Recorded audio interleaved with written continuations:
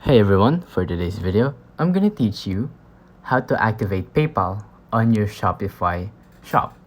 So do note that this is on PC, so I'm just gonna zoom in, and you can't really do this on mobile. I'm not sure if you can, but you can't do it this way on mobile.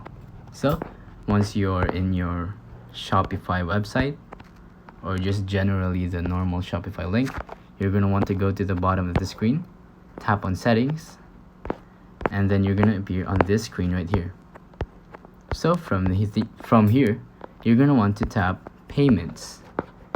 After tapping on payments, you're gonna want to move over here and then activate your PayPal. As you can see right now, the status is inactive, and provider PayPal, transaction fee is 0 actually. And now you're gonna want to tap on activate PayPal. Once you do that, you're gonna need to type your PayPal information, like the number, your name, all that other stuff. Basically, all you have to do is actually just type your PayPal information, and that's it. It's linked. That's all you have to do. Once again, bottom of the screen, settings, and now payments, and then activate. That's all. It's that simple. If you think this video was helpful, please consider liking, subscribing, and hitting the notification bell.